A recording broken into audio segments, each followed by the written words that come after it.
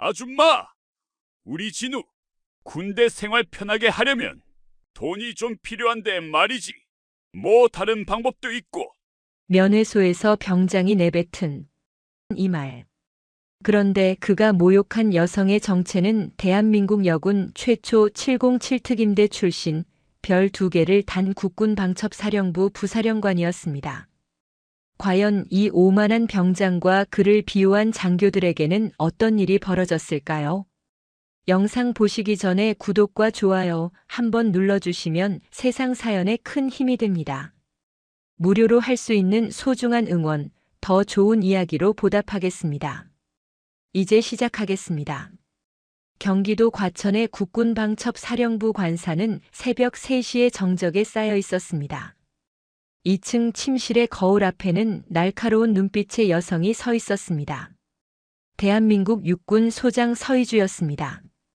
그녀의 어깨에는 은색 별 2개가 선명하게 빛나는 정복이 걸려 있었으나 그녀가 손에 든 것은 짙은 가죽 재킷이었습니다. 서희주는 42살의 나이에 국군방첩사령부 부사령관이라는 중책을 맡고 있었습니다. 대한민국 여군 역사상 최초로 707특 수임무단 팀장을 역임했고 최연소로 별 2개를 단 인물이었습니다. 25살에 육군사관학교를 수석으로 졸업한 뒤 특전사를 거쳐 707특 수임무단에 자원했던 그녀는 대테러 작전 현장에서 수많은 공을 세우며 군내에서 전설이 되었습니다. 소령 시절 국내 인질극 현장에서 테러범 3명을 단독으로 제압한 일화는 아직도 특전사 교육대에서 사례로 다뤄지고 있었습니다. 하지만 지금 그녀의 가슴을 짓누르는 것은 작전의 성공도 진급의 영광도 아니었습니다. 불과 10분 전 울려온 전화 한 통이 그녀의 모든 신경을 곤두세웠습니다. 전화기 너머로 들려온 목소리는 떨리고 있었습니다. 이모 살려줘요. 여기는 정말 지옥이에요. 22살의 조카 이진우였습니다. 서희주에게 진우는 각별한 존재였습니다. 언니가 교통사고로 세상을 떠난 뒤 홀로 자란 조카를 그녀는 친자식처럼 돌봐왔습니다.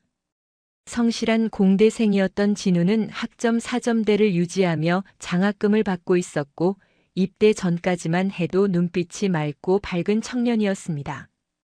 입대를 앞두고 함께 먹었던 삼겹살집에서 진우는 웃으며 말했었습니다. 이모 걱정 마세요. 전 몸도 튼튼하고 적응 잘하잖아요. 1년 반 금방 가요. 하지만 입대한 지 3달 만에 걸려온 전화 속 목소리는 완전히 달랐습니다. 공포와 절망이 뒤섞인 떨림이 그 안에 있었습니다. 진우는 숨을 헐떡이며 간신히 말을 이어갔습니다. 여기 병장이랑 대위가 저한테 매일 돈을 요구해요. 안 주면 밤마다 얻어맞고 기합받아요. 이모 제발 저 좀 살려주세요. 전화는 곧 끊어졌습니다. 아마도 누군가 오는 소리를 듣고 서둘러 끄는 것 같았습니다. 서희주의 손이 떨렸습니다. 분노가 아니라 두려움 때문이었습니다. 자신이 지키지 못한 가족에 대한 자책감이 가슴을 짓눌렀습니다. 언니를 지키지 못했던 그날의 기억이 떠올랐습니다. 하지만 이번에는 달랐습니다. 이번에는 반드시 진우를 구해낼 것이었습니다. 서희주는 가죽 재킷을 걸치고 서재로 향했습니다. 벽면 가득한 책장 뒤편의 금고를 열자 태블릿 한 대가 나왔습니다. 이것은 국군방첩사령부의 기밀 정보망에 접속할 수 있는 단말기였습니다.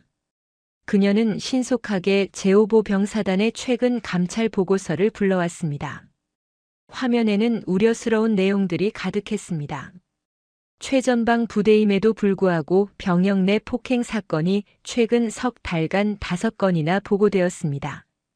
그러나 모두 피해자가 합의서를 제출하며 종결 처리되었습니다. 서희주는 군 생활 20년의 경험으로 이것이 무엇을 의미하는지 알고 있었습니다. 합의가 아니라 은폐였습니다. 피해자들은 보복이 두려워 입을 다문 것이었습니다. 더 깊이 파고들자 제5사단 예하 모 대대의 병사 자살 미수 사건 기록이 나왔습니다. 3달 전의 일이었습니다. 사건 조사 보고서에는 개인적 고민으로 인한 우발적 시도로 결론 지어져 있었으나 서희주의 눈에는 석연치 않은 부분들이 보였습니다. 해당 병사가 속했던 소대의 병력 이동 기록을 확인하자 최근 3명의 병사가 타 부대로 전출되었습니다. 모두 긴급 전출이었습니다. 서희주는 태블릿을 닫고 눈을 감았습니다. 이것은 단순한 개인의 일탈이 아니었습니다. 조직적이고 구조적인 범죄였습니다. 그리고 그 범죄의 희생자 중 한 명이 바로 자신의 조카였습니다. 그녀는 707 특수임무단 시절 작전 투입 전 항상 되뇌던 말을 떠올렸습니다. 두려워하지 말고 준비하라. 분노하지 말고 행동하라. 서희주는 현관으로 향했습니다. 관용차는 사용할 수 없었습니다. 공식적인 움직임은 부대에 미리 통보될 것이고 증거 인멸의 시간을 줄 것이었습니다. 그녀는 개인 소유의 검은색 지프 차량 열쇠를 집었습니다. 이 차량은 5년 전 중령 시절 자비로 구입한 것으로 험지 주행이 가능한 사륜구동 차량이었습니다. 차량에 오르기 전 서희주는 잠시 밤하늘을 올려다보았습니다. 과천의 하늘에는 별이 보이지 않았습니다. 도시의 불빛이 모든 것을 삼켜버렸습니다. 하지만 그녀가 향하는 연천의 하늘에는 별이 총총할 것이었습니다. 최전방의 차가운 밤하늘 아래 지금 이 순간에도 누군가의 아들이 고통받고 있었습니다. 검은색 지프는 과천을 벗어나 북쪽으로 향했습니다. 새벽의 자유로는 한산했습니다. 고속도로 위를 달리며 서희주는 과거를 떠올렸습니다. 707 특수임무단 팀장 시절 그녀가 가장 중요하게 생각했던 원칙은 정보의 정확성과 작전의 신속성이었습니다. 인질의 생명이 걸린 상황에서 망설임은 곧 죽음을 의미했습니다. 지금도 마찬가지였습니다. 진우는 지금 이 순간에도 위험에 노출되어 있었습니다. 서희주는 가속 페달을 더 깊이 밟았습니다. 속도계 바늘이 시속 130km를 가리켰습니다. 과속이었지만 상관없었습니다. 그녀에게는 단 1시간도 아까운 시간이었습니다. 의정부를 지나고 동두천을 지났습니다. 점점 북쪽으로 올라갈수록 주변은 어두워졌습니다.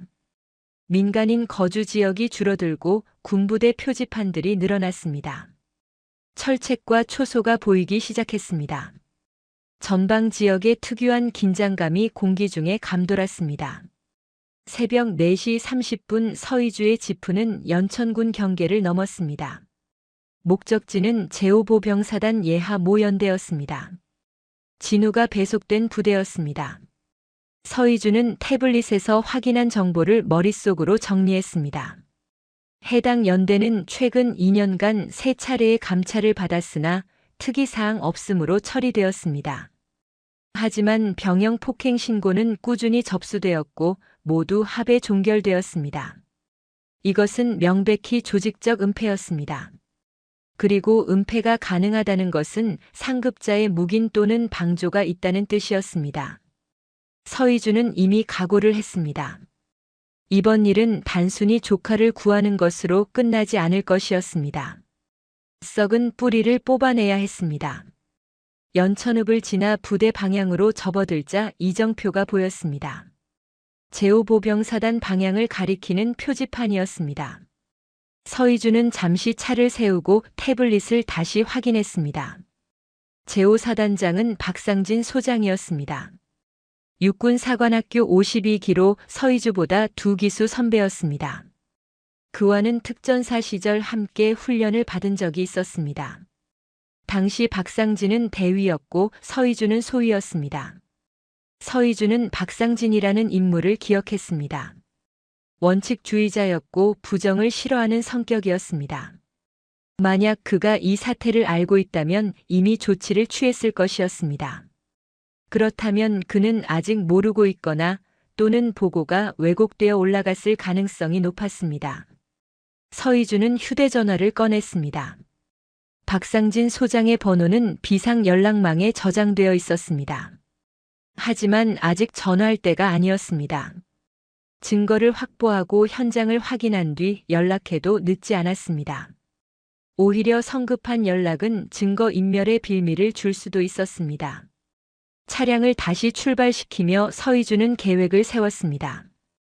우선 민간인 신분으로 면회를 신청할 것이었습니다. 조카를 직접 만나 상황을 파악하고 가해자들의 얼굴을 확인할 것이었습니다. 그리고 결정적 증거를 확보하는 순간 모든 것을 끝낼 것이었습니다. 동쪽 하늘이 조금씩 밝아오기 시작했습니다. 새벽 5시가 가까워지고 있었습니다. 멀리 부대의 윤곽이 보이기 시작했습니다. 철책으로 둘러싸인 넓은 대지 위에 병영 건물들이 서 있었습니다. 연병장에는 아침 점호를 준비하는 병사들의 모습이 희미하게 보였습니다.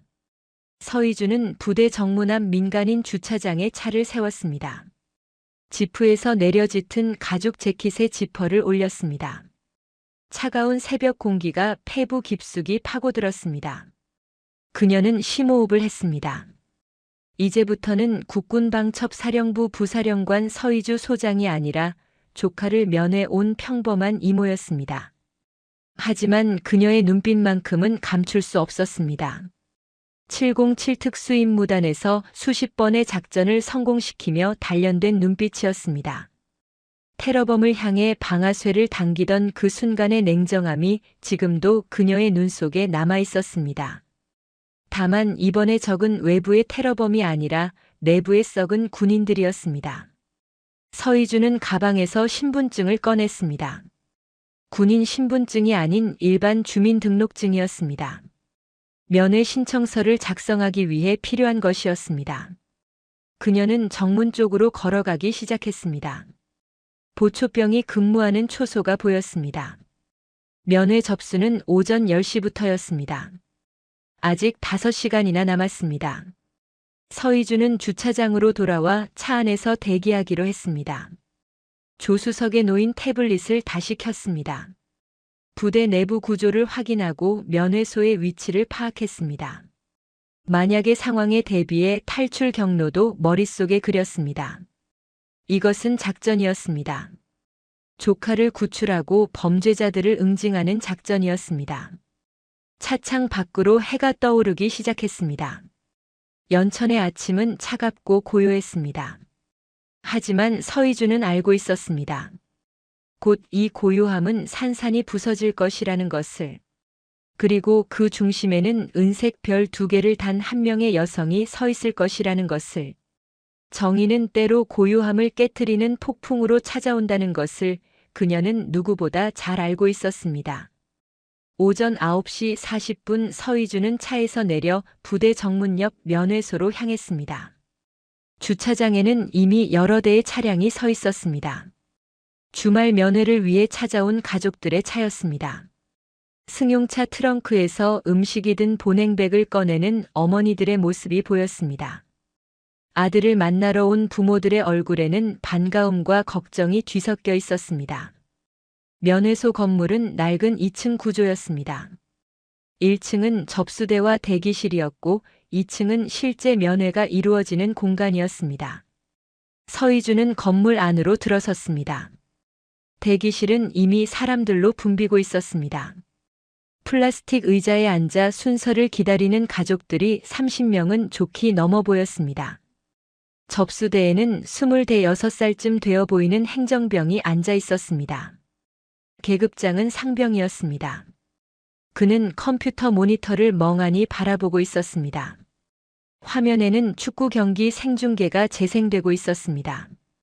이어폰을 한쪽 귀에만 낀 채 경기에 몰입한 모습이었습니다. 서희주는 접수대 앞에 섰습니다. 행정병은 그녀를 힐끗 보더니 고개도 제대로 들지 않은 채 말했습니다. 면회 신청서 작성하세요. 거기 비치돼 있어요. 목소리에는 어떤 정중함도 없었습니다. 마치 귀찮은 일을 처리하듯 무성의한 태도였습니다. 서희주는 아무 말 없이 비치대로 가서 신청서를 한 장 집어들었습니다. 면회 신청서에는 면회자의 인적사항과 면회 대상 병사의 정보를 기입하는 란이 있었습니다. 서희주는 또박또박 글씨를 써내려갔습니다. 면회자 성명에는 서희주 면회 대상자에는 이진우 이병이라고 적었습니다. 관계란에는 이모라고 표시했습니다. 작성을 마친 신청서를 접수대에 내밀자 행정병은 여전히 화면에서 눈을 떼지 않은 채 받아들었습니다. 신분증이요. 서희주는 주민등록증을 건넸습니다. 행정병은 신분증을 대충 훑어보더니 컴퓨터에 정보를 입력했습니다. 키보드를 두드리는 속도는 느렸고 오타를 여러 번 냈습니다. 화면을 보느라 집중력이 흐트러진 탓이었습니다. 입력을 마친 행정병이 말했습니다. 대기번호 32번이요. 저기 앉아서 기다리세요. 서희주는 대기번호표를 받아들고 빈자리를 찾았습니다. 창가 쪽 플라스틱 의자에 앉았습니다. 주변을 둘러보니 대부분 50대 전후의 부모들이었습니다. 그들은 가방 안에서 과자 봉지를 꺼내 확인하거나 보온병의 뚜껑을 열어 온도를 체크했습니다. 아들에게 줄 간식과 음식을 준비해 온 것이었습니다. 서희주의 옆자리에 앉은 60대 중반쯤 되어 보이는 여성이 한숨을 쉬었습니다. 그녀는 손에 든 보온 도시락을 내려다보며 혼잣말을 했습니다. 오늘은 좀 밝은 얼굴로 나오려나? 서희주가 조심스럽게 물었습니다. 아드님이 많이 힘들어 하시나 봐요. 여성은 고개를 들어 서희주를 바라보았습니다. 눈가에는 걱정의 주름이 깊게 패여 있었습니다. 지난주에 왔을 때 얼굴이 많이 상해 있더라고요. 넘어졌다고 하던데 믿기지가 않아서요. 우리 아들은 원래 운동도 잘하고 몸도 튼튼한 애거든요. 서희주는 가슴이 철렁 내려앉았습니다. 진우만의 문제가 아니었습니다. 이 부대에는 조직적인 폭력이 만연해 있었습니다. 여성은 한숨을 또 한 번 쉬며 말을 이었습니다. 그런데 부대에 전화해서 물어봐도 아무 문제 없대요. 간부들은 다 잘 지낸다고만 하고요. 도대체 뭘 믿어야 할지 모르겠어요. 서희주는 주먹을 꽉 쥐었습니다. 손톱이 손바닥에 파고들었습니다. 이것이 현실이었습니다. 부모들은 아들이 고통받는 줄 알면서도 어쩔 수 없이 발만 동동 구를 뿐이었습니다. 부대는 모든 것을 은폐하고 있었습니다. 시간이 더디게 흘렀습니다. 대기번호는 느릿느릿 올라갔습니다. 10번, 20번, 25번. 1시간이 흘러 11시가 가까워지자 서희주의 차례가 다가왔습니다. 접수대의 행정병이 무기력한 목소리로 불렀습니다. 32번 이진우 이병 면회자 2층으로 올라가세요. 서희주는 자리에서 일어났습니다. 계단을 올라 2층 면회실로 향했습니다. 복도 양쪽으로 작은 면회실들이 늘어서 있었습니다. 각 방에는 테이블과 의자가 놓여 있고 가족들과 병사들이 마주 앉아 대화를 나누고 있었습니다. 안내를 받은 7번 면회실 앞에서 서희주는 잠시 멈춰 섰습니다. 문이 열렸습니다. 안으로 들어온 사람은 진우였습니다. 하지만 서희주가 기억하는 조카의 모습은 아니었습니다. 체중은 최소한 10kg은 빠진 것 같았습니다. 광대뼈가 툭 튀어나올 정도로 볼이 꺼져 있었습니다. 눈 밑에는 시퍼런 멍이 채 가시지 않은 상태로 남아 있었습니다. 가장 충격적인 것은 진우의 손이었습니다. 왼손 손등에는 동그란 화상 자국이 3개나 찍혀 있었습니다. 담뱃불로 지진 자국이 분명했습니다. 오른손 손가락 2개는 붕대로 감겨 있었습니다. 서희주는 입술을 깨물었습니다. 비명이 목구멍까지 차올랐으나 꼭 참았습니다. 진우는 이모를 보자 눈시울이 붉어졌습니다. 하지만 울지 않으려고 애쓰는 모습이 역력했습니다. 그는 떨리는 목소리로 말했습니다. 이모 왔어요. 서희주는 조카를 끌어안고 싶었습니다. 하지만 그럴 수 없었습니다. 진우의 뒤에 2명의 그림자가 서 있었기 때문입니다. 한 명은 다이아몬드 3개를 단 대위였고 다른 한 명은 병장이었습니다. 그들은 진우를 감시하듯 문 옆에 서서 팔짱을 끼고 있었습니다. 대위가 먼저 입을 열었습니다. 30대 초반쯤 되어 보이는 남성이었습니다. 이름표에는 오지훈이라고 적혀 있었습니다. 안녕하세요. 저는 이진우 이병의 소대장 오지훈 대위입니다. 말투는 정중했으나 눈빛은 그렇지 않았습니다. 서희주를 위아래로 훑어보는 시선에는 무례함이 담겨 있었습니다. 오 대위는 허락도 구하지 않고 서희주가 앉은 테이블 건너편 의자를 빼내 앉았습니다. 병장도 따라서 옆자리에 털썩 주저앉았습니다. 병장의 이름표에는 강철구라고 적혀 있었습니다. 25살쯤 되어 보이는 건장한 체격의 남성이었습니다. 그는 테이블 위에 놓인 서희주의 가방을 힐끗 보더니 비웃듯 말했습니다. 오늘 뭐 좋은 거 가져오셨어요? 서희주는 대답하지 않았습니다. 강 병장은 개의치 않고 말을 이었습니다.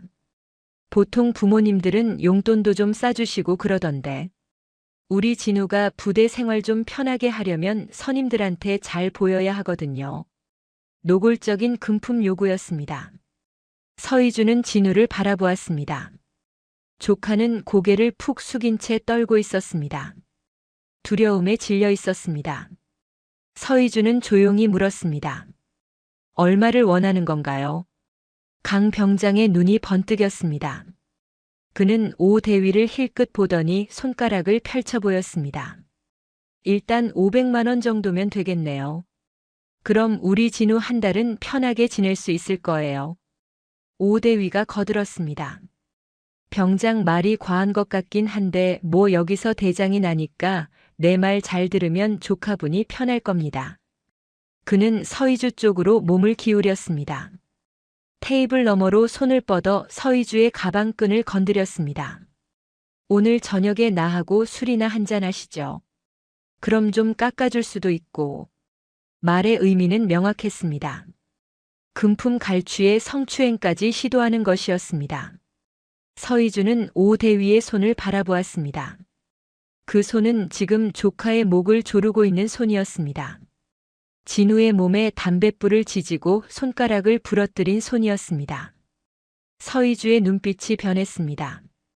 707 특수임무단 시절 작전 현장에서 보이던 그 차가운 눈빛이었습니다. 테러범을 향해 조준경을 들이대던 순간의 살기가 되살아났습니다. 하지만 그녀는 아직 움직이지 않았습니다. 증거가 필요했습니다. 결정적인 한 방이 필요했습니다. 서희주는 조용히 가방을 열었습니다. 그 안에서 휴대전화를 꺼냈습니다. 오 대위와 강 병장은 그녀가 돈을 꺼내는 줄 알고 기대에 찬 눈으로 바라보았습니다. 하지만 서희주가 꺼낸 것은 돈이 아니었습니다. 서희주는 휴대전화의 잠금을 해제했습니다. 화면에는 즐겨찾기로 등록된 연락처들이 떠올랐습니다. 그녀의 손가락이 단축번호 1번을 눌렀습니다. 신호음이 한 번 울리기도 전에 상대방이 전화를 받았습니다. 여보세요. 전화기 너머에서 남성의 목소리가 들렸습니다. 서희주는 차분하지만 단호한 목소리로 말했습니다. 나 서희주다. 박상진 소장 지금 10분 준다. 전화기 너머에서 순간 정적이 흘렀습니다. 이어서 놀란 목소리가 들려왔습니다.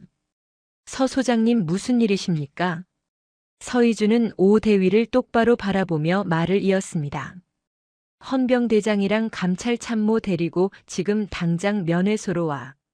자네 부하들이 나한테 금품 갈취하고 성추행을 시도하는 데 와서 직접 확인 좀 하지 그래. 전화기 너머에서 의자 넘어가는 소리와 함께 급박한 발걸음 소리가 들렸습니다. 박상진 소장의 목소리가 다급하게 울렸습니다. 지금 즉시 출동하겠습니다. 그대로 계십시오. 서희주는 전화를 끊었습니다.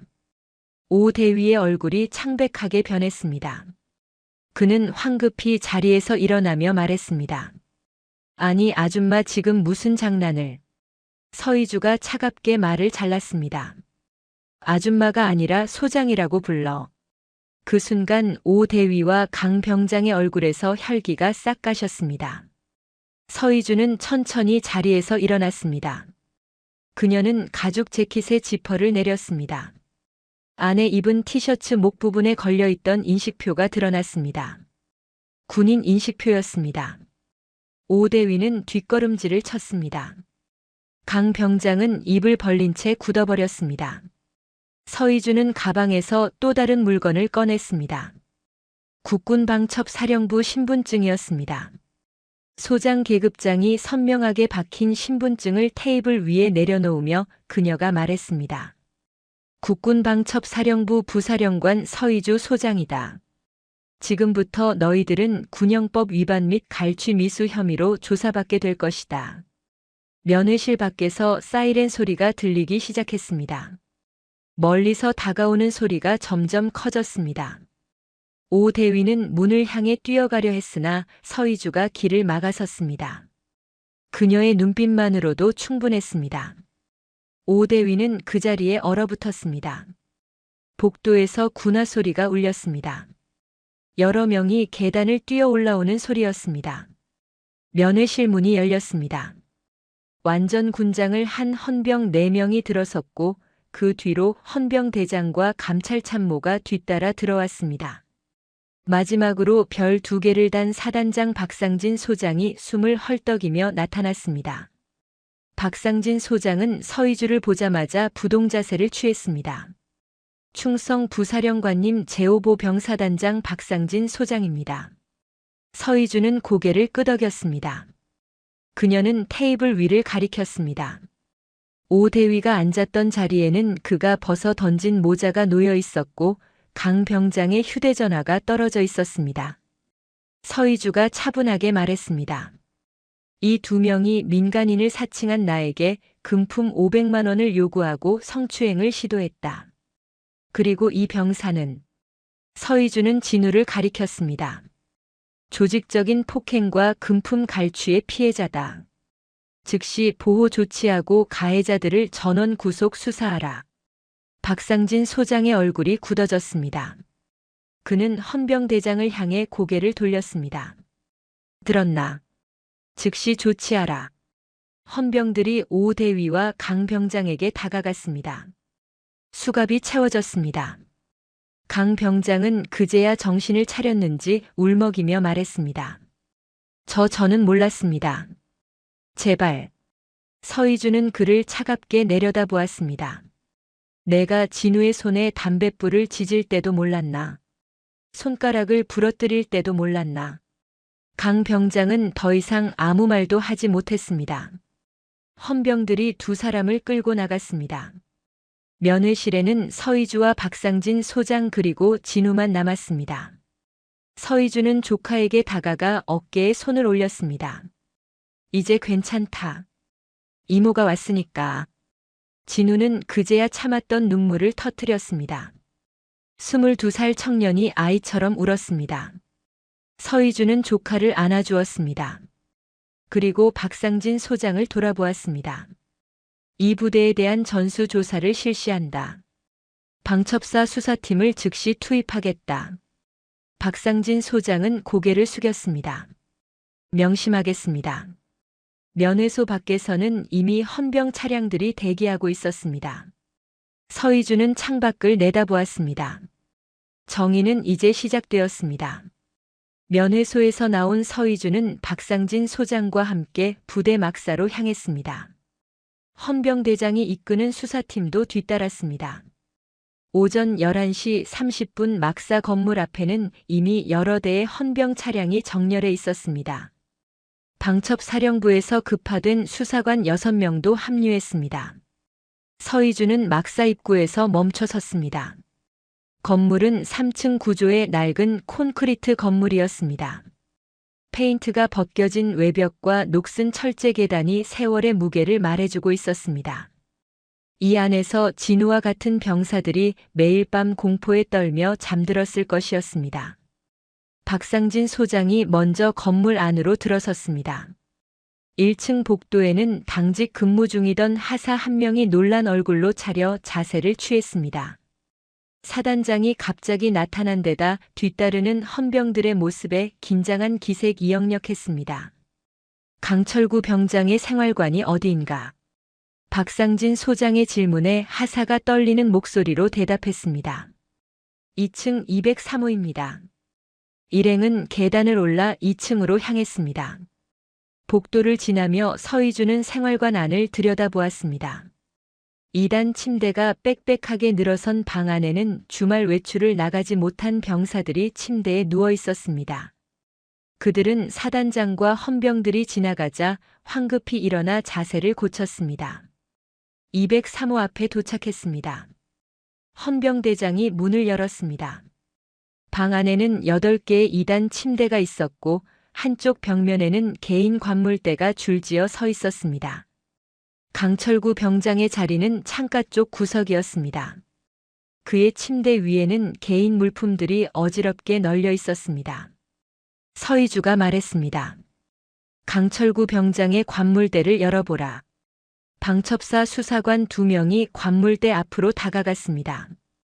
자물쇠가 채워져 있었습니다. 수사관은 절단기를 꺼내 자물쇠를 끊었습니다. 쇠가 끊어지는 날카로운 소리가 생활관에 울렸습니다. 관물대 문이 열렸습니다. 첫 번째로 나온 것은 현금 다발이었습니다. 10,000원권 지폐가 고무줄로 묶여 있었습니다. 수사관이 조심스럽게 꺼내 세어보았습니다. 한 묶음에 100만 원씩 모두 12묶음이었습니다. 1,200만 원에 달하는 현금이었습니다. 박상진 소장의 얼굴이 굳어졌습니다. 병장이 보유하기에는 터무니없이 많은 금액이었습니다. 수사관이 관물대 깊숙한 곳을 뒤지자 검은색 수첩 한 권이 나왔습니다. 수첩을 펼치자 빼곡하게 적힌 글씨가 나타났습니다. 서희주가 수첩을 받아들었습니다. 첫 페이지에는 날짜와 이름 그리고 금액이 기록되어 있었습니다. 9월 15일 이진우 입영 50만 원, 9월 22일 김민수 일병 30만 원, 10월 3일 박준영 입영 40만 원. 리스트는 계속 이어졌습니다. 최근 석 달간의 기록만 해도 20명이 넘는 병사들의 이름이 적혀 있었습니다. 총액을 계산해 보니 2천만 원을 훌쩍 넘었습니다. 조직적이고 지속적인 갈취의 증거였습니다. 수첩 뒷부분에는 더욱 충격적인 내용이 있었습니다. 도박 수익 배분 내역이었습니다. 강철구 병장은 생활관 내에서 불법 도박을 운영하고 있었고 수익금을 상급자들과 나눠 가진 것으로 보였습니다. 기록에는 이름 대신 계급만 적혀 있었습니다. 대위님 목 40%, 중대장님 목 30%, 본인 30%. 서희주는 수첩을 박상진 소장에게 건넸습니다. 사단장은 수첩을 읽으며 이를 악물었습니다. 그의 손이 떨리고 있었습니다. 분노 때문이었습니다. 이것들이 감히. 박상진 소장의 목소리는 낮았지만 분노로 가득했습니다. 서희주가 조용히 말했습니다. 이것은 시작에 불과할 것이다. 오지훈 대위의 개인 물품도 압수수색해야 한다. 일행은 막사 3층으로 이동했습니다. 장교 숙소가 있는 층이었습니다. 오지훈 대위의 방은 복도 끝에 있었습니다. 1인실이었습니다. 헌병대장이 문을 열자 깔끔하게 정돈된 방이 나타났습니다. 책상 위에는 노트북 한 대가 놓여 있었습니다. 서희주가 방첩사 수사관에게 지시했습니다. 노트북을 압수하고 즉시 포렌식 분석을 실시하라. 수사관이 노트북을 증거봉투에 넣었습니다. 서희주는 방 안을 둘러보았습니다. 옷장, 서랍장, 책장. 모든 것이 군인답게 정돈되어 있었습니다. 하지만 그 정돈된 외관 뒤에 썩은 본질이 숨어 있었습니다. 서랍장을 열자 서류 철 몇 개가 나왔습니다. 대부분 부대 업무 관련 문서였으나 그중 한 철이 눈에 띄었습니다. 겉표지에 아무 표시도 없는 검은색 철이었습니다. 서희주가 철을 펼쳤습니다. 안에는 인사 관련 문서들이 들어 있었습니다.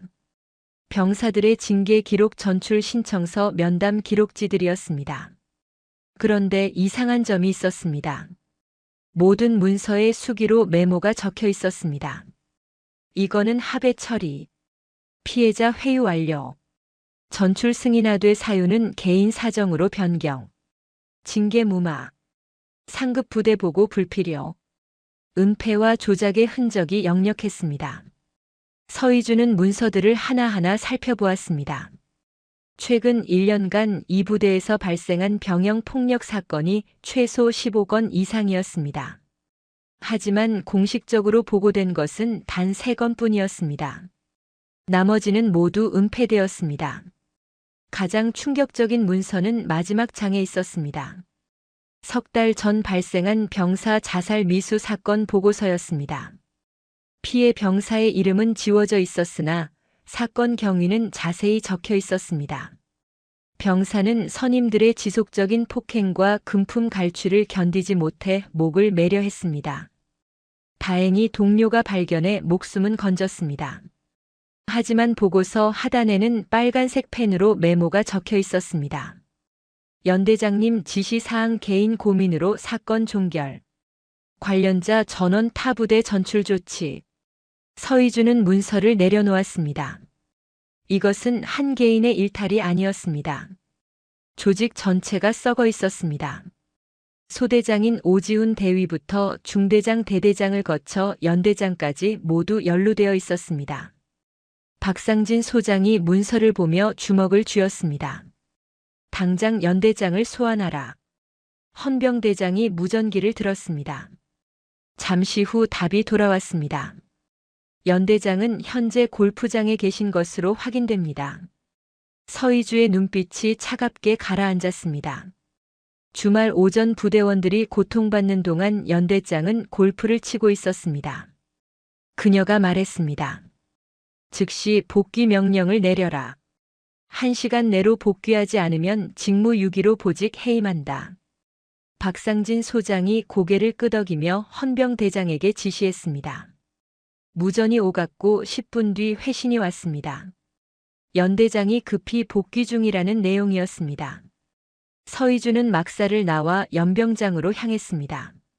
넓은 흙바닥 광장이었습니다. 오후 1시가 되자 연병장에는 부대 전체 병력이 집합했습니다. 400여 명의 장병들이 중대별로 정렬해 서 있었습니다. 단상 위에는 박상진 소장과 서희주 그리고 헌병대장이 섰습니다. 병사들은 수군거렸습니다. 사단장이 직접 나타난 데다 낯선 여성 장교와 헌병들이 함께 있었기 때문입니다. 서희주의 계급장을 본 병사들은 더욱 놀란 표정을 지었습니다. 별 2개를 단 소장이었습니다. 박상진 소장이 확성기를 들고 말했습니다. 전 장병은 경청하라. 오늘 이 부대에서 중대한 사건이 발생했다. 금품 갈취와 조직적 폭행 그리고 상급자의 은폐가 확인되었다. 연병장이 술렁였습니다. 병사들 사이에서 웅성거리는 소리가 커졌습니다. 박상진 소장이 손을 들어 정숙을 요구했습니다. 지금부터 이 부대는 국군방첩사령부의 특별 감찰을 받게 될 것이다. 내 옆에 계신 분은 국군방첩사령부 부사령관 서희주 소장님이시다.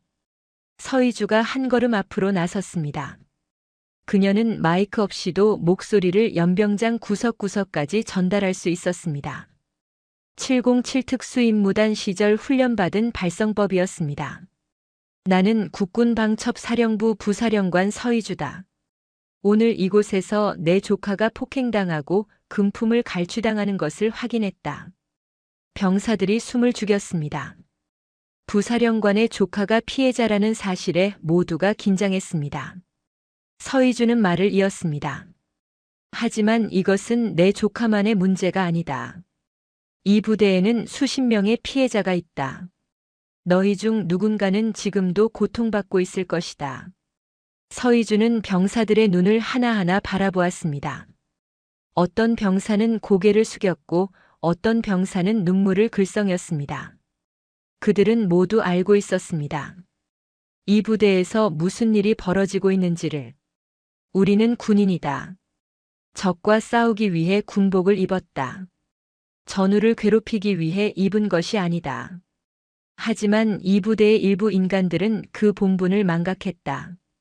서희주의 목소리가 높아졌습니다. 오늘부터 이 부대는 완전히 달라질 것이다. 가해자는 반드시 처벌받을 것이고 피해자는 보호받을 것이다. 그 누구도 계급과 권력으로 범죄를 은폐할 수 없다. 연병장 뒤편에서 승용차 한 대가 급하게 들어섰습니다. 차에서 내린 사람은 무궁화 3개를 단 대령이었습니다. 연대장 최원석 대령이었습니다. 그는 골프복 차림으로 황급히 단상으로 달려왔습니다. 사단장님 늦어서 죄송합니다. 박상진 소장이 차갑게 말했습니다. 최원석 대령 지금 당장 이 자리에서 계급장을 떼라. 최 대령의 얼굴이 하얗게 질렸습니다. 사단장님 무슨 말씀을? 서희주가 끼어들었습니다. 최원석 대령 당신은 연대장으로서 부하들의 범죄를 은폐하고 방조했다. 직무유기와 은폐교사 혐의로 보직 해임한다. 최 대령은 입을 벌린 채 말을 잇지 못했습니다. 헌병 2명이 다가와 그의 양팔을 잡았습니다. 최 대령이 발버둥 쳤습니다. 이건 절차 위반입니다. 나는 연대장이라고요. 서희주가 냉정하게 말했습니다. 그 연대장 직책으로 저지른 범죄에 대해 책임져라. 헌병들이 최 대령을 끌고 갔습니다. 연병장의 모든 병사가 그 광경을 지켜보았습니다. 무궁화 3개를 단 연대장이 헌병에게 끌려가는 모습은 충격적이었습니다. 하지만 그것은 시작에 불과했습니다. 서희주는 다시 병사들을 향해 말했습니다. 지금부터 피해를 당한 모든 병사는 신고하라. 방첩사 수사관들이 여러분의 진술을 받을 것이다. 신분은 철저히 보호되며 보복은 절대 용납하지 않겠다. 연병장 한쪽에 설치된 임시 신고소로 병사들이 줄을 서기 시작했습니다. 처음에는 한두 명이었으나 곧 10명, 20명으로 늘어났습니다. 그들은 더 이상 침묵하지 않기로 했습니다. 서희주는 그 모습을 지켜보았습니다. 정의는 이렇게 시작되는 것이었습니다. 한 사람의 용기가 10사람의 용기를 만들고 그것이 변화를 이끌어내는 것이었습니다. 그녀는 조용히 다짐했습니다. 이 썩은 뿌리를 완전히 뽑아낼 때까지 멈추지 않겠다고. 오후 3시 임시 신고는 마감되었습니다. 총 37명의 병사가 피해 사실을 신고했습니다. 가해자로 지목된 인원은 오지훈 대위와 강철구 병장을 포함해 총 11명이었습니다. 서희주는 그들 전원에 대한 긴급 체포영장을 청구했습니다. 해가 서쪽으로 기울기 시작했습니다. 연천의 하늘은 붉게 물들어갔습니다. 서희주는 막사 앞에 서서 연병장을 바라보았습니다. 이제 이곳은 달라질 것이었습니다. 두려움이 아니라 희망이 숨쉬는 곳으로. 그것이 그녀가 별을 달고 이 자리에 선 이유였습니다. 오후 4시 제5보병사단 헌병대 수사실에서는 긴급 회의가 열렸습니다.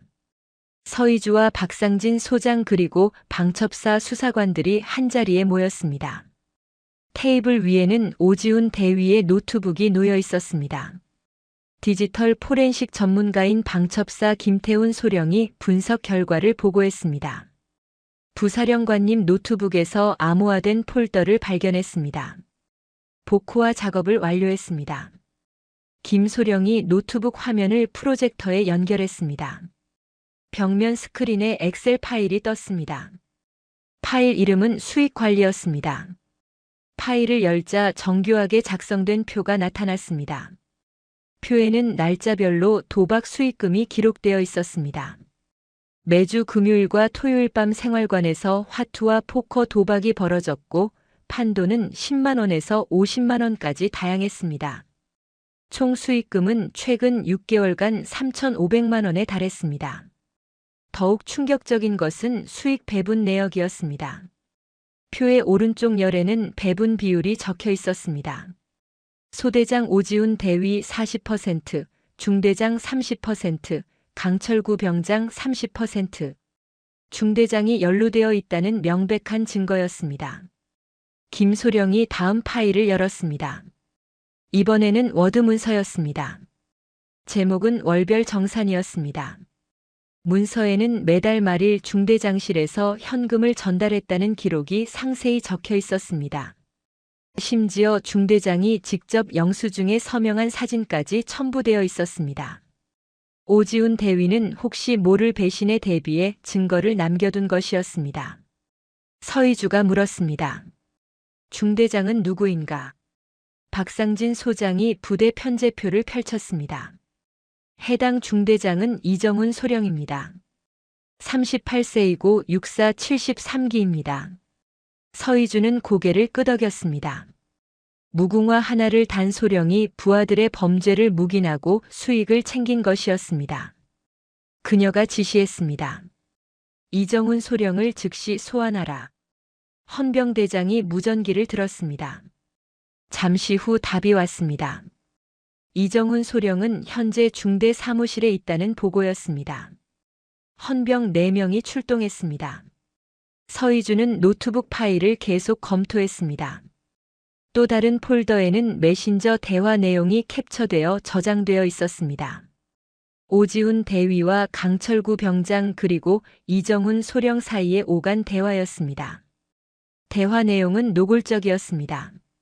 신병이 들어오면 집안 형편을 파악하고 돈을 뜯어낼 대상을 선별했습니다.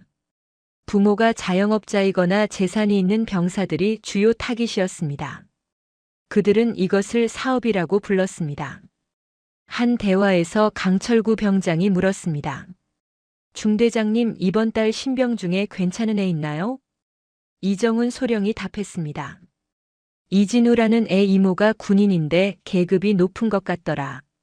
조심해서 건드려. 서희주는 주먹을 쥐었습니다. 그들은 진우의 배경을 알면서도 건드린 것이었습니다. 오히려 군인 집안이라는 점을 약점으로 파악했습니다. 군대 내부 문제를 외부에 알리기 어려울 것이라고 계산한 것이었습니다. 10분 후 이정훈 소령이 헌병들에게 이끌려 수사실로 들어왔습니다. 무궁화 하나를 단 그는 30대 후반의 단정한 인상이었습니다. 하지만 헌병들에게 둘러싸인 채 들어오는 모습은 초라했습니다.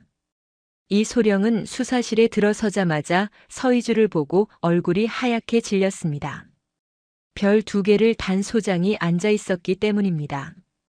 그는 황급히 경례를 했습니다. 충성 소령 이정훈입니다. 서희주는 대답하지 않았습니다. 그녀는 노트북 화면을 이 소령에게 돌렸습니다. 화면에는 수익 배분 내역이 선명하게 떠 있었습니다. 이 소령의 안색이 더욱 창백해졌습니다. 이것이 무엇인지 설명해보라. 서희주의 목소리는 차가웠습니다. 이 소령은 입술을 떨며 변명을 늘어놓았습니다. 저는 전혀 모르는 일입니다. 오 대위가 제 이름을 무단으로. 서희주가 다음 파일을 열었습니다. 이 소령이 직접 서명한 영수증 사진이 나타났습니다. 날짜는 지난달 말일이었습니다. 이 소령은 더 이상 말을 잇지 못했습니다. 이정훈 소령 당신은 중대장으로서 부하들의 범죄를 방조하고 수익을 분배받았다. 군인으로서의 명예를 스스로 더럽혔다. 서희주는 헌병대장에게 고개를 끄덕였습니다. 헌병 2명이 이 소령에게 다가가 수갑을 채웠습니다. 차가운 금속이 손목을 조였습니다. 이 소령은 그제야 무릎을 꿇으며 애원했습니다. 부사령관님, 한 번만 용서해 주십시오. 제게는 어린 자식이 2이나. 서희주가 차갑게 말했습니다. 당신이 괴롭힌 병사들에게도 모두 부모가 있다. 그 부모들의 마음은 생각해봤는가? 이 소령은 고개를 떨궜습니다. 헌병들이 그를 끌고 나갔습니다. 수사실에는 무거운 침묵이 흘렀습니다. 김태훈 소령이 조심스럽게 말했습니다. 부사령관님, 노트북에 또 다른 파일이 있습니다. 화면에 새로운 폴더가 열렸습니다. 폴더 이름은 보고서 초안이었습니다. 안에는 여러 개의 워드 문서가 들어 있었습니다. 김소령이 그중 하나를 열었습니다. 문서는 병영 폭력 사건 보고서였습니다. 하지만 2가지 버전이 있었습니다. 하나는 실제 사건 내용이 담긴 초안이었고, 다른 하나는 축소되고 왜곡된 최종본이었습니다. 초안에는 피해자의 상세한 진술과 가해자의 명단 그리고 사건의 경위가 정확히 기록되어 있었습니다. 하지만 최종본에는 사건이 단순 다툼으로 축소되었고 쌍방 합의로 종결되었다고 적혀 있었습니다. 가장 충격적인 부분은 문서 상단의 메모였습니다. 대대장님 검토 완료. 이대로 상급 부대 보고 가능. 대대장까지 연루되어 있었습니다. 서희주가 물었습니다. 대대장은 누구인가? 박상진 소장이 편제표를 확인했습니다. 정수연 중령입니다. 41세이고 육사 69기입니다. 무궁화 2개를 단 중령이었습니다. 서희주는 한숨을 쉬었습니다. 썩은 뿌리가 생각보다 깊었습니다. 소대장 중대장을 넘어 대대장까지 연루된 조직적 범죄였습니다. 정수연 중령도 즉시 소환하라. 박상진 소장이 직접 전화를 걸었습니다. 대대장실로 연결된 전화에서 벨소리가 울렸습니다. 하지만 아무도 받지 않았습니다. 박 소장이 인근 사무실에 전화를 걸어 확인했습니다. 정수연 중령은 1시간 전 퇴근했다는 답변이 돌아왔습니다. 서희주의 눈빛이 차갑게 가라앉았습니다. 도주를 시도하는 것일 수도 있었습니다. 그녀가 즉각 지시했습니다. 정수연 중령의 관사 주소를 파악하라. 헌병대를 급파해 신병을 확보하라. 만약 관사에 없으면 휴대전화 위치를 추적하라. 헌병대장이 즉시 움직였습니다. 무전이 오갔고 헌병 차량 2대가 출동했습니다. 서희주는 창밖을 바라보았습니다. 해가 완전히 기울어 연천의 하늘은 어두워지고 있었습니다. 30분 후 보고가 들어왔습니다. 정수연 중령은 관사에서 발견되었습니다. 그는 집에서 술을 마시고 있었습니다. 헌병들이 그를 연행하려 하자 거칠게 저항했으나 결국 수갑이 채워졌습니다. 오후 6시 정수연 중령이 수사실로 압송되었습니다. 무궁화 2개를 단 그는 술 냄새를 풍기며 들어왔습니다. 눈은 충혈되어 있었고 걸음걸이도 비틀거렸습니다. 그는 서희주를 보더니 비웃듯 말했습니다. 여자 소장이 뭘 안다고 여기서 난리를 치는 거야. 수사실이 얼어붙었습니다. 박상진 소장이 버럭 소리를 질렀습니다. 정수연, 내가 지금 누구한테 말하는 거냐? 부사령관님께 즉시 사과하라. 하지만 정중령은 오히려 목소리를 높였습니다. 사과? 내가 뭘 잘못했는데? 군대가 원래 이런 거 아냐? 애들 좀 혼내는 게 뭐가 문제야? 서희주는 조용히 자리에서 일어났습니다. 그녀는 정중령에게 천천히 다가갔습니다. 정중령은 여전히 비웃고 있었습니다. 서희주가 그의 눈을 똑바로 바라보며 말했습니다. 정수연 중령, 당신은 지금 군인이 아니다. 군복을 입은 범죄자일 뿐이다. 정중령이 코웃음을 쳤습니다. 범죄자? 증거가 어디 있는데? 서희주는 노트북을 가리켰습니다. 당신이 검토하고 승인한 허위 보고서가 여기 다 있다. 당신의 서명과 메모까지 전부. 정중령의 얼굴에서 비웃음이 사라졌습니다. 서희주는 말을 이었습니다. 당신은 대대장으로서 500명 넘는 장병을 책임져야 할 위치에 있었다. 하지만 당신은 그 책임을 져버렸다. 부하들이 고통받는데도 눈을 감았고 심지어 범죄를 은폐하는 데 앞장섰다. 서희주의 목소리가 높아졌습니다. 당신 같은 인간 때문에 젊은 병사들이 군대를 지옥이라고 부른다. 당신 같은 인간 때문에 부모들이 아들을 군대 보내는 것을 두려워한다. 당신은 군인의 명예를 스스로 짓밟았다. 정중령은 더 이상 아무 말도 하지 못했습니다. 술 기운이 깬 듯 얼굴이 창백해졌습니다. 서희주가 헌병대장에게 지시했습니다. 정수연 중령을 구속 수감하라. 내일 아침 군 검찰에 송치한다. 헌병들이 정중령에게 수갑을 채웠습니다. 그는 비틀거리며 끌려나갔습니다. 수사실 문이 닫히자 서희주는 의자에 앉았습니다. 하루 종일 긴장의 연속이었습니다. 박상진 소장이 조심스럽게 말했습니다. 부사령관님, 오늘 정말 수고 많으셨습니다. 제가 사단장으로서 부하 관리를 제대로 못해. 서희주가 손을 저었습니다. 아니다. 박 소장도 몰랐던 일이다. 이것은 조직적으로 은폐된 범죄였다. 이제 중요한 것은 재발 방지다. 그녀는 박상진 소장을 똑바로 바라보았습니다. 이번 사건을 계기로 전군의 경각심을 심어야 한다. 아무리 높은 계급이라도 범죄를 저지르면 반드시 처벌받는다는 것을 보여줘야 한다. 박상진 소장이 고개를 끄덕였습니다. 명심하겠습니다. 밤 9시 서희주는 국군방첩사령부 본부에 전화를 걸었습니다. 사령관에게 직접 보고했습니다.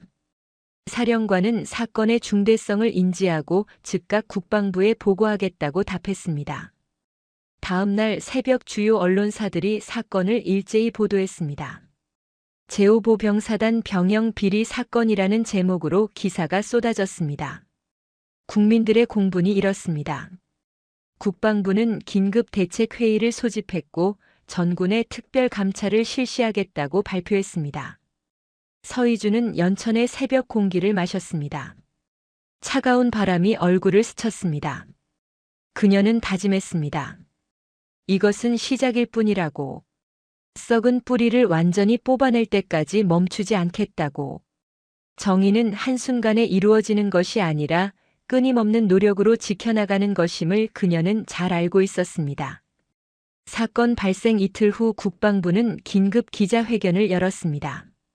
국방부 장관은 제5보병사단 병영 비리 사건에 대해 엄정하게 대처하겠다고 천명했습니다. 전군의 특별감찰팀을 파견하고 유사 사례를 전수조사하겠다는 방침도 발표되었습니다. 언론은 연일 사건을 대서특필했고 국민들의 관심이 집중되었습니다. 일주일 후 군 검찰은 관련자 전원을 기소했습니다. 오지훈 대위와 강철구 병장을 비롯해 이정훈 소령 정수현 중령 그리고 최원석 대령까지 모두 11명이 재판에 넘겨졌습니다. 혐의는 폭행 갈취 직권 남용 허위 공문서 작성 그리고 은폐 교사 등 다양했습니다. 석 달 후 육군 본부가 있는 충남 계룡시의 군사법원에서 첫 공판이 열렸습니다. 법정은 방청객들로 가득 찼습니다. 피해자 가족들과 언론 관계자들 그리고 군 관계자들이 자리를 메웠습니다. 서희주도 증인 자격으로 법정에 출석했습니다. 재판장에는 별 하나를 단 준장이 앉았습니다. 군판사 김영수 준장이었습니다. 그는 엄숙한 표정으로 법정을 둘러보았습니다. 피고인 11명이 죄수복을 입고 피고인석에 앉아 있었습니다. 그들의 얼굴에는 더 이상 오만함이 없었습니다. 공포와 후회만이 남아 있었습니다. 김영수 준장이 개정을 선언했습니다. 지금부터 육군 대위 오지훈 외 10명에 대한 공판을 시작한다. 군 검사가 일어나 기소 내용을 낭독했습니다. 오지훈 대위는 소대장의 직위를 이용해 37명의 병사에게 총 2,500만 원을 갈취했습니다. 또한 불법 도박을 운영하며 3,500만 원의 부당 이득을 취했습니다. 강철구 병장은 직접적인 폭행과 갈취를 주도했고 담뱃불로 병사들을 고문했습니다. 이정훈 소령은 중대장으로서 범죄를 방조하고 수익금을 분배받았습니다. 정수현 중령은 대대장으로서 사건을 은폐하고 허위 보고서를 작성했습니다. 최원석 대령은 연대장으로서 최종 책임자임에도 불구하고 모든 것을 묵인했습니다. 검사의 낭독이 끝나자 재판장이 피고인들에게 물었습니다. 피고인들은 기소 내용을 인정하는가? 오지훈 대위가 떨리는 목소리로 대답했습니다. 예, 재판장님. 모두 인정합니다. 다른 피고인들도 차례로 혐의를 인정했습니다. 증거가 명백했기에 부인할 수 없었습니다. 재판은 증인 신문 단계로 넘어갔습니다. 첫 번째 증인은 진우였습니다. 그는 증인석에 섰습니다. 석 달 전에 비하면 많이 회복된 모습이었습니다. 체중도 원래대로 돌아왔고 얼굴의 멍도 사라졌습니다. 하지만 손등의 담뱃불 자국은 여전히 희미하게 남아 있었습니다. 군 검사가 물었습니다. 증인은 피고인 오지훈 대위와 강철구 병장으로부터 어떤 피해를 입었습니까? 진우는 한 번 심호흡을 하고 또박또박 말했습니다. 입대한 지 한 달쯤 됐을 때 강 병장이 저를 불러냈습니다. 생활관 뒤편으로 데려가서 50만 원을 내라고 했습니다. 안 내면 군 생활이 지옥이 될 거라고 협박했습니다. 진우의 목소리는 떨렸지만 계속 이어졌습니다. 제가 돈이 없다고 하자 매일 밤 기합을 받았습니다. 팔굽혀펴기를 수백 개씩 시켰고 못하면 발로 차고 주먹으로 때렸습니다. 어느 날은 담배를 피우면서 제 손등에 불을 댔습니다. 법정이 숙연해졌습니다. 진우는 손등에 흉터를 들어 보였습니다. 방청석에서 진우의 친구들이 눈물을 흘렸습니다. 결국 이모한테 전화를 걸었습니다. 더 이상 견딜 수 없었습니다. 군 검사가 고개를 끄덕였습니다. 증언 감사합니다. 두 번째 증인은 같은 소대 소속이었던 김민수 일병이었습니다. 그는 강철구 병장에게 40만 원을 갈취당했고 거부하자 손가락 2개가 부러지는 폭행을 당했습니다. 세 번째 증인 박준영 이병은 도박을 강요당했고 진 돈을 갚지 못하자 한 달 내내 폭행을 당했습니다. 총 15명의 피해자가 증인으로 출석했습니다. 그들의 증언은 한결같았습니다. 공포와 고통 그리고 절망. 법정에 있던 모든 사람이 숙연해졌습니다. 마지막 증인은 서희주였습니다. 그녀는 증인석에 섰습니다. 별 2개를 단 정복 차림이었습니다.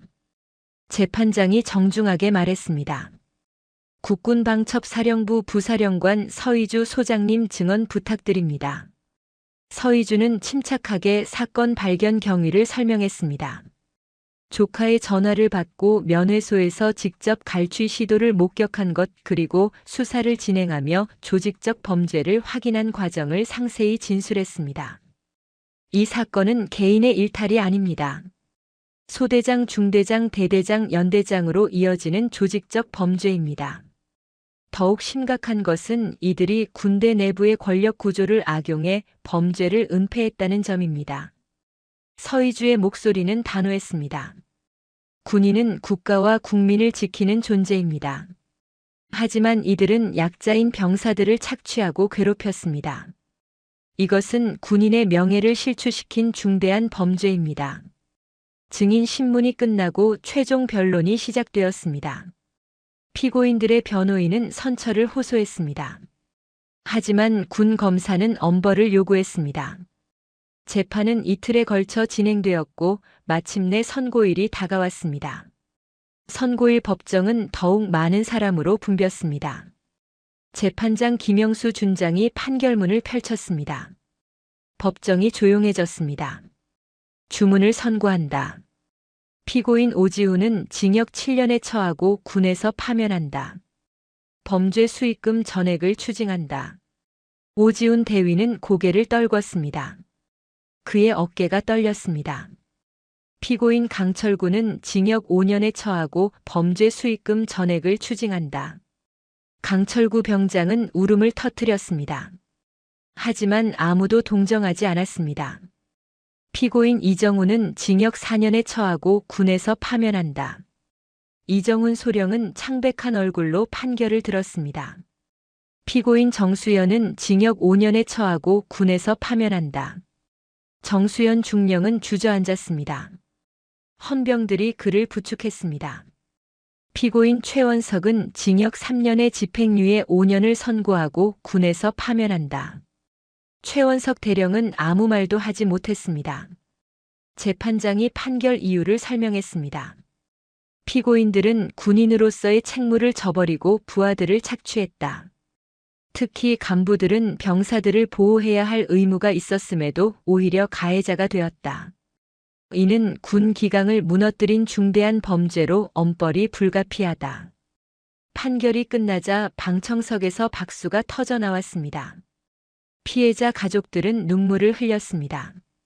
서희주는 조용히 법정을 나왔습니다. 그로부터 2달이 흘렀습니다. 이른 봄 계룡시의 육군 본부 근처 공원은 벚꽃이 만개했습니다. 서희주는 공원 벤치에 앉아 있었습니다. 약속 시간보다 10분 일찍 도착했습니다. 곧 멀리서 군복 입은 청년이 걸어왔습니다. 진우였습니다. 그는 방첩사령부 행정병으로 전입한 지 한 달이 되었습니다. 얼굴에는 건강한 혈색이 돌았고 걸음걸이도 당당했습니다. 가장 큰 변화는 눈빛이었습니다. 공포 대신 자신감이 차 있었습니다. 진우는 서희주를 보자 밝게 웃으며 격려했습니다. 충성 부사령관님. 서희주도 미소를 지으며 답례했습니다. 진우 많이 좋아졌구나. 두 사람은 벤치에 나란히 앉았습니다. 서희주는 가방에서 작은 상자를 꺼냈습니다. 진우에게 건넸습니다. 새로 시작하는 의미로 선물이다. 받아라. 진우가 상자를 열자 깔끔한 디자인의 손목시계가 들어 있었습니다. 진우는 감격한 표정으로 말했습니다. 이모 고맙습니다. 정말 고맙습니다. 서희주는 진우의 손목에 시계를 채워주었습니다. 그리고 조카의 어깨를 가볍게 두드렸습니다. 앞으로 남은 군 생활 잘 마치고 제대하거라. 그리고 이 경험을 잊지 마라. 내가 겪은 고통이 헛되지 않도록. 진우는 고개를 끄덕였습니다. 이모, 저도 이제 남을 지킬 수 있는 사람이 되고 싶어요. 이모처럼요. 서희주는 진우를 바라보았습니다. 석 달 전 공포에 떨던 청년이 이제는 당당하게 미래를 이야기하고 있었습니다. 이것이 진정한 치유였습니다. 내가 원한다면 제대 후에 방첩사에 지원해도 좋다. 하지만 그것보다 중요한 건 어디에 있든 올바른 사람이 되는 거다. 진우는 힘차게 대답했습니다. 명심하겠습니다. 두 사람은 공원을 천천히 걸었습니다. 벚꽃잎이 바람에 날려 내려왔습니다. 분홍빛 꽃잎이 두 사람의 어깨에 살포시 내려앉았습니다. 서희주는 하늘을 올려다보았습니다. 맑고 푸른 하늘이었습니다. 그녀는 생각했습니다. 정의란 단순히 범죄자를 처벌하는 것이 아니라고. 진정한 정의는 피해자가 다시 일어나 당당하게 내일을 꿈꾸게 하는 것이라고. 진우가 다시 웃을 수 있게 된 것, 그것이 이번 사건에서 얻은 가장 큰 승리였습니다. 공원 저편에서는 다른 병사들이 휴식을 취하고 있었습니다. 그들은 편안하게 웃으며 이야기를 나누고 있었습니다. 서희주는 그 모습을 보며 다짐했습니다. 모든 병사가 저렇게 평화롭게 군 생활을 할 수 있는 날이 오도록 자신의 자리에서 최선을 다하겠다고. 진우가 물었습니다. 이모, 제5사단은 지금 어떻게 됐어요? 서희주가 대답했습니다. 새로운 지휘부가 부임했다. 그리고 전 부대의 인권 교육이 강화되었다. 앞으로는 달라질 거다. 진우는 안도의 한숨을 쉬었습니다. 다행이네요. 이제 후임들은 저처럼 고생하지 않겠네요. 서희주는 고개를 끄덕였습니다. 변화는 시작되었습니다. 이번 사건을 계기로 전군의 병영 문화 개선 바람이 불고 있었습니다. 국방부는 익명 신고 시스템을 강화했고 외부 감찰을 정례화했습니다. 무엇보다 중요한 것은 의식의 변화였습니다. 이제 군인들은 알게 되었습니다. 계급과 권력으로 약자를 괴롭히면 반드시 대가를 치른다는 것을. 정의는 언젠가 반드시 실현된다는 것을. 서희주와 진우는 공원 입구까지 함께 걸었습니다. 헤어질 시간이 되었습니다. 진우는 다시 한번 정중하게 격려했습니다. 이모, 오늘 정말 고맙습니다. 그리고 그때 저를 구해줘서 고맙습니다. 서희주는 진우의 손을 꽉 잡았습니다. 고맙긴. 내가 용기 내서 전화한 거다.